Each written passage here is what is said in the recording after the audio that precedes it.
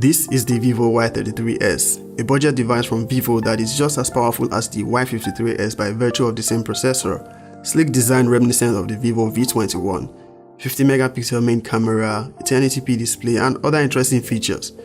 But the question is it worthy? Well, let's find out. What up guys, my name is Izzy and welcome to the channel. So yep, you are looking at the Vivo Y33s, a device recently launched for the Nigerian market and is currently available on pre-order. Now at first glance of the device, you notice its sleek design and very slim profile, but underneath all of that is the MediaTek Helio G80 which powers this device. 4 gigs of RAM, an additional 1 gig RAM by extension, 50 megapixel triple rear camera setup, 1080p display, and it is priced at 109,000 naira, which I'll say sort of checks out with the competition. So what do you get in a box when you purchase one?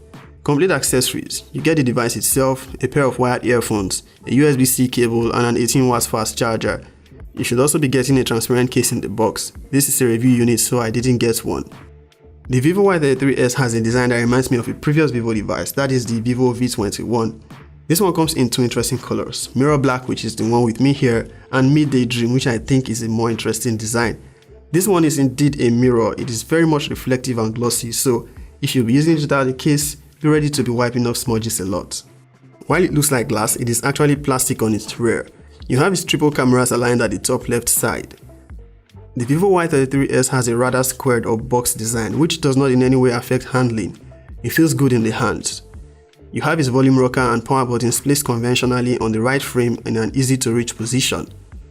The power button also hosts the fingerprint scanner which I found very responsive and instantly unlocks the device most of the time. You can opt for face unlock if that is your preferred choice for unlocking your device. You get nothing on the left frame of the Y33s. You can find its headphone jack, USB-C port and a mono speaker at the bottom frame. Yep, there is no stereo speakers here. The mono speaker is loud and decent, though it's not the best I've used. You can find the SIM slot at the top. It accepts dual nano SIM card and also supports a micro SD card up to 1TB. The Vivo Y33s is a really slim device and lightweight too at just 182 grams. The frame has a really flat design such that if you place it carefully on a flat surface, portrait or landscape, it will stand on its own. The display on the Y33s is a 6.58 inches Full HD IPS LCD display with a high pixel density of 401 pixels per inch. It is quite vibrant for an LCD display with decent brightness level which makes it fit for outdoor use. It has a water drop notch which houses a 16 megapixel selfie camera. It is a sharp display and it is suitable for watching media content. You get 3 color settings for the display, standard which is the default, professional and bright. You can also adjust the color temperature. One thing the display lacks which we see on a couple of other devices around this price point is high refresh rate. Yeah, we only get 60Hz refresh rate here, which is not a deal breaker though, the display is actually quite responsive.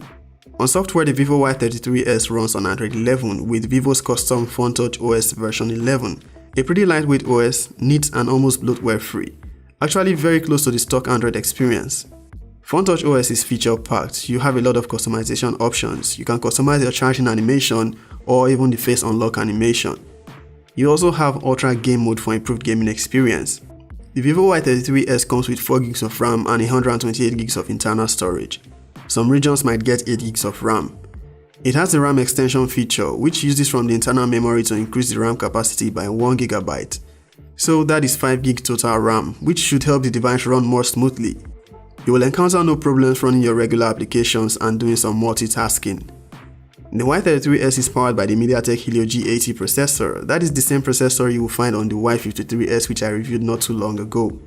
It is a 12nm processor which is optimized to give good gaming performance.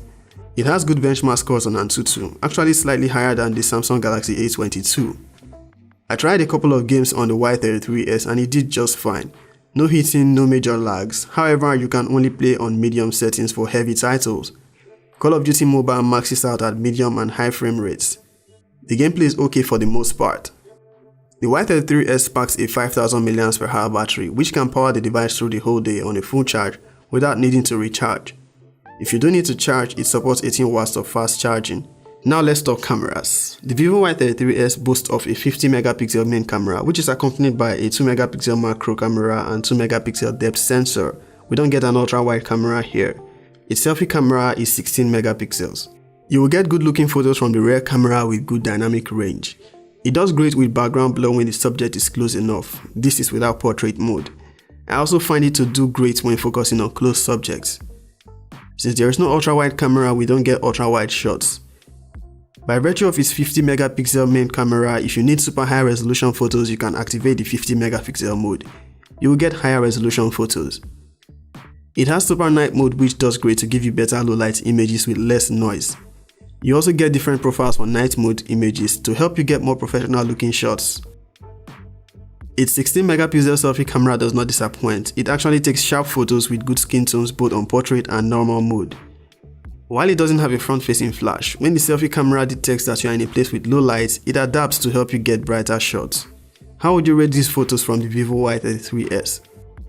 On video, the Y33s is able to shoot up to 1080p at 30 frames per second from both the selfie and the rear camera. It has no optical image stabilization, but its EIS is pretty decent. Okay, hello guys.